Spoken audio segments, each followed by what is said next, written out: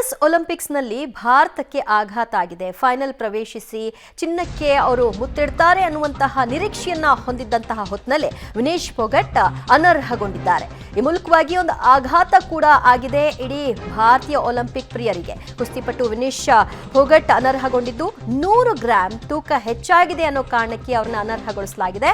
Final ಪ್ರವೇಶಿಸಿದ್ರೂ ಕೂಡ ಪದಕದ ಆಸೆ ನುಚ್ಚು ನೂರಾಗಿದೆ. ಪ್ಯಾರಿಸ್ ಒಲಿಂಪಿಕ್ಸ್ನಲ್ಲಿ ಭಾರತಕ್ಕೆ ಈ ಮೂಲಕವಾಗಿ ಆಘಾತ. ವಿನೇಶ್ ಫೋಗಟ್ ಕುಸ್ತಿಪಟು ಅವರು ಚಿನ್ನದ ಪದಕವನ್ನ ತೆಗೆದುಕೊಂಡು ಬರ್ತಾರೆ. ಇದು ಒಂದು ಹೆಮ್ಮೆಯ ವಿಚಾರ ಅಂತ ಎಲ್ಲರೂ ಕೂಡ ಭಾವಿಸಲಾಗಿತ್ತು. ಆದರೆ ಫೈನಲ್ಗೆ ಪ್ರವೇಶವಾದರೂ ಕೂಡ ಚಿನ್ನಕ್ಕೆ ಮುತ್ತಿಡುವಂತಹ ಸದಾವಕಾಶ ಅವರಿಗೆ ಲಭ್ಯವಾಗಲೇ ಇಲ್ಲ. ಅದಕ್ಕೆ ಕಾರಣ ಅವರ ತೂಕದಲ್ಲಿ ಹೆಚ್ಚಳ. ಅದು ಕೂಡ 100 ಗ್ರಾಂ ತೂಕ ಹೆಚ್ಚಾಗಿದೆ ಅನ್ನೋ ಕಾರಣಕ್ಕೆ ಅವರನ್ನ ಅನರ್ಹಗೊಳಿಸಿದ್ದಾರೆ. ಅವರು ತೂಕ ಇಳಿಸ್ಕೊಳ್ಬೇಕು ಅಂತ ಕಳೆದ ರಾತ್ರಿ ಇನ್ನಿಲ್ಲದಂತಹ ಕಸರತ್ತುಗಳನ್ನ ವ್ಯಾಯಾಮಗಳನ್ನ ಮಾಡಿದ್ದಾರೆ. ಸೈಕ್ಲಿಂಗ್ ಮಾಡಿದ್ದಾರೆ, ಜಂಪಿಂಗ್ ಮಾಡಿದ್ದಾರೆ, ಏನೆಲ್ಲ ಸಾಧ್ಯವೋ ಅಷ್ಟೋ ಪ್ರಯತ್ನಗಳನ್ನ ನಡೆಸಿದ್ದಾರಾದರೂ ಕೂಡ 100 ಗ್ರಾಂ ಹೆಚ್ಚಿನ ತೂಕದ ಕಾರಣದಿಂದ ಅವರು ರಿಜೆಕ್ಟ್ ಆಗಿದ್ದಾರೆ. ತೂಕ ಇಳಿಸಿಕೊಳ್ಳಲು ರಾತ್ರಿಯೆಲ್ಲ ವಿನೇಶ್ ಫೋಗಟ್ ಯಾವ ರೀತಿಯ ಕಸರತ್ತನ್ನ ಮಾಡಿದ್ರು, ಅದಕ್ಕಾಗಿ ಅವರು ಎಷ್ಟು ತೂಕವನ್ನ ಇಳಿಸ್ಕೊಂಡಿದ್ರು ಅನ್ನೋದು ಕೂಡ ಈಗ ಗೊತ್ತಾಗ್ತಾ ಇದೆ. 1.85 kg ಅಷ್ಟು ತೂಕವನ್ನ ಇಳಿಸ್ಕೊಂಡ್ರು. ರಾತ್ರಿಯೆಲ್ಲ ನಿದ್ದೆಗೆಟ್ಟು ಕಸರತ್ತನ್ನ ನಡೆಸಿದ್ರು. ಸೈಕ್ಲಿಂಗ್, ಜಂಪಿಂಗ್ ಸೇರಿದಂತೆ ಎಲ್ಲಾ ವ್ಯಾಯಾಮಗಳನ್ನ ಅವರು ಮಾಡಿದ್ರು ತೂಕವನ್ನ ಇಳಿಸ್ಕೊಳ್ಳೋ ಸಲುವಾಗಿ. ಕೇವಲ 100 ಗ್ರಾಂ ತೂಕ ಹೆಚ್ಚಾದ ಪರಿಣಾಮ ಅವರು ರಿಜೆಕ್ಟ್ ಆಗಿದ್ದಾರೆ. ತೂಕ ಇಳಿಸಿಕೊಳ್ಳಲು ಭಾರಿ ಕಸರತ್ತನ್ನ ಅವರು ನಡೆಸಿದ್ರು ಅನ್ನೋದಕ್ಕೆ ಸಂಬಂಧಪಟ್ಟ ಹಾಗೆ ಒಂದಷ್ಟು ವ್ಯಾಯಾಮಗಳ ದೃಶ್ಯವೂ ಕೂಡ ಲಭ್ಯವಾಗ್ತಾ ಇದೆ. ತೂಕ ಇಳಿಸ್ಕೊಳ್ಳೇಬೇಕು ಅಂತ ಅವರು ಪ್ರಯತ್ನ ನಡೆಸಿದ್ರು. ಯಾಕಂದ್ರೆ 50 kg ತೂಕದ ವಿಭಾಗದಲ್ಲಿ ಅವರು ಎಂಟ್ರಿ ಆಗಿದ್ದು, ಫೈನಲ್ಗೆ ಪ್ರವೇಶವನ್ನ ಪಡ್ಕೊಂಡದ್ದು. ಸೊ ಆನಂತರದಲ್ಲಿ ಎಲ್ಲರೂ ಕೂಡ ಒಂದು ಹೋಪ್ಸ್ ಇಟ್ಕೊಂಡಿದ್ರು ಅವರು ಚಿನ್ನವನ್ನ ತೆಗೆದುಕೊಂಡು ಬಂದೇ ಬರ್ತಾರೆ ಅಂತ. ಆದ್ರೆ ತೂಕ ಬಹಳ ಇಂಪಾರ್ಟೆಂಟ್ ಆಗುತ್ತೆ ಒಲಿಂಪಿಕ್ಸ್ ಸ್ಪರ್ಧೆಗಳಲ್ಲಿ. ಅವರ ವೇಟ್ ಬ್ಯಾಲೆನ್ಸ್ ಮಾಡಲೇಬೇಕಾಗುತ್ತೆ. ಅದು ಅವರಿಗೂ ಕೂಡ ಗೊತ್ತಿತ್ತು, ವಿನೇಶ್ ಫೋಗಟ್ಗೂ ಕೂಡ ಗೊತ್ತಿತ್ತು. ಆದ ಕಾರಣ ಅವರು ರಾತ್ರಿ ಇಡೀ ನಿದ್ದೆಗೆಟ್ಟು ತೂಕ ಇಳಿಸ್ಕೊಳ್ಳಿಕ್ಕೆ ಕಸರತ್ತುಗಳ ಮೇಲೆ ಕಸರತ್ತನ್ನ ಮಾಡಿದ್ರು. ಪರಿಣಾಮ 1.85 kg ಅಷ್ಟು ತೂಕವೂ ಕೂಡ ಇಳಿದಿತ್ತು. ಫೈನಲ್ಗೆ ಪ್ರವೇಶ ಆಗೋ ಹೊತ್ತಿನಲ್ಲಿ ಅವರ ತೂಕ ಎಷ್ಟಿದೆ ಅನ್ನೋದನ್ನ ಚೆಕ್ ಮಾಡ್ತಾರೆ.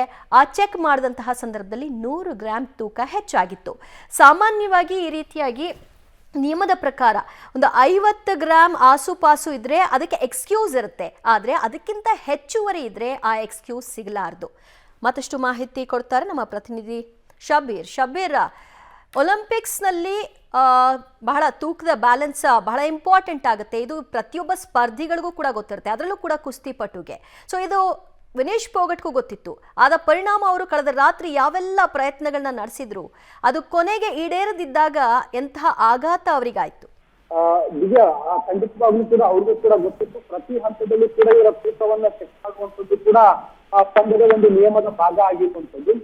ಪ್ರತಿ ಹಂತದಲ್ಲೂ ಕೂಡ ಪಂದ್ಯಗಳು ನಡೀಬೇಕಾದಂತ ಸಂದರ್ಭದಲ್ಲಿ ಅವರು ತೂಕವನ್ನ ಚೆಕ್ ಮಾಡಿ ಅವರು ಕ್ವಾಲಿಫೈ ಇದಾರ ಇಲ್ವಾ ಅನ್ನುವಂಥದ್ದನ್ನ ಪರಿಶೀಲನೆ ಮಾಡಿ ಆಮೇಲೆ ಅವ್ರಿಗೆ ಆಟ ಆಡಲಿಕ್ಕೆ ಅವಕಾಶವನ್ನ ಮಾಡ್ಕೊಡ್ತಾ ಇತ್ತು. ಸೆಮಿಫೈನಲ್ಸ್ ಆಟ ಆಡುವಾಗ್ಲೂ ಕೂಡ ಅವರು 50 kg ವಿಭಾಗಕ್ಕೆ ಸ್ಪರ್ಧೆ ಮಾಡಿದ್ರು. ಅದರ ಒಳಗಡೆನೆ ತೂಕ ಮೇಂಟೈನ್ ಮಾಡುವಂತ ಕೆಲಸವನ್ನ ಮಾಡಿದ್ರು. ಆದ್ರೆ ಇವತ್ತು ಫೈನಲ್ ಪಂದ್ಯ ಇತ್ತು, ಅದಕ್ಕೆ ಸಂಬಂಧಪಟ್ಟಂತೆ ತೂಕ ಮಾಡುವಂತ ಪ್ರಕ್ರಿಯೆಗಳು ನಡೀತಾ ಇದ್ವು. ಯಾವಾಗ ಇವರಿಗೆ ತೂಕ ಜಾಸ್ತಿ ಆಗಿದೆ ಅನ್ನುವಂತ ಮಾಹಿತಿಗಳಿತ್ತು, ಅದಕ್ಕೆ ಪೂರಕವಾಗಿ ಒಂದಿಷ್ಟು ಎಕ್ಸರ್ಸೈಸ್ ಗಳನ್ನ ವರ್ಕೌಟ್ ಅನ್ನ ಮಾಡುವಂತ ಪ್ರಯತ್ನವನ್ನ ಕೂಡ ಮಾಡಿದ್ರು. ಇವತ್ತು ಕೂಡ ನಿರಂತರವಾದಂತ ಪ್ರಯತ್ನವನ್ನ ಕೂಡ ಮಾಡಿದ್ರು. ಆದ್ರೆ ಅದು ಸಾಧ್ಯ ಆಗಿರ್ಲಿಲ್ಲ. ಆದಾಗ್ಯೂ ಕೂಡ 2 ಅವಕಾಶಗಳನ್ನ ಕೇಳಿದ್ರು ಏನು ಒಲಿಂಪಿಕ್ ಆಯ್ಕೆ ಸಮಿತಿ ಏನಿರುತ್ತೆ ಅವರಿಗೆ. ಆದ್ರೆ 3ನೇ ಬಾರಿ ಕೂಡ ಆ ಒಂದು ಅನುಮತಿಯನ್ನು ಕೊಡ್ಲಿಕ್ಕೆ ನಿರಾಕರಿಸ್ತಾರೆ. ಹೀಗಾಗಿ ಅಂತಿಮವಾಗಿ ತೂಕವನ್ನ ಮಾಡಿದಂತ ಸಂದರ್ಭದಲ್ಲಿ 150 ಗ್ರಾಂ ಹೆಚ್ಚು ತೋರಿಸುತ್ತೆ. ಹೀಗಾಗಿ ಅವರನ್ನ ಡಿಸ್ಕ್ವಾಲಿಫೈ ಮಾಡುವಂತಹ ನಿರ್ಧಾರಕ್ಕೆ ಈಗ ಅಲ್ಲಿನ ಸಮಿತಿ ಬಂದಿರುವಂತದ್ದು. ಸಹಜವಾಗಿ 50 ಗ್ರಾಂನ ಆಸುಪಾಸಿನಲ್ಲಿ ತೂಕದ ವ್ಯತ್ಯಾಸಗಳಿದ್ರೆ ಅದಕ್ಕೆ ಅವಕಾಶ ಮಾಡಿಕೊಡ್ಲಾಗುತ್ತೆ. ಆದ್ರೆ 150 ಗ್ರಾಂ ಆಗಿರುವಂತಹ ಹಿನ್ನೆಲೆಯಲ್ಲಿ ಅವ್ರನ್ನ ಡಿಸ್ಕ್ವಾಲಿಫೈ ಮಾಡಲಾಗಿದೆ ಅನ್ನುವಂತ ಮಾಹಿತಿಗಳು ಸದ್ಯಕ್ಕೆ ಬರ್ತಾ ಇರುವಂತದ್ದು. ಮತ್ತು ಈ ನಿರ್ಧಾರವನ್ನ ಪರಿಷ್ಕರಿಸುವಂತ ಸಾಧ್ಯತೆಗಳು ಕೂಡ ತೀರಾ ವಿರಳ ಅನ್ನುವಂತ ಮಾಹಿತಿಗಳು ಕೂಡ ಈಗ ಇದೆ. ಹೀಗಾಗಿ ಏನು ವಿನೇಶ್ ಫೋಗಟ್ ಏನಿದ್ದಾರೆ ಅವರಿಗೆ ಇದೊಂದು ದೊಡ್ಡ ನೋವು ಅಂತಾನೆ ಹೇಳ್ಬೋದು. ಯಾಕೆಂದ್ರೆ ಅಂತಿಮ ಹಂತದವರೆಗೂ ಕೂಡ ಬಂದು ಚಿನ್ನದ ಪದಕಕ್ಕೆ ಮುತ್ತಿಗೆ. ಶಬೀರ್, ಥ್ಯಾಂಕ್ ಯು ನಿಮ್ಮೆಲ್ಲ ಮಾಹಿತಿಗೆ.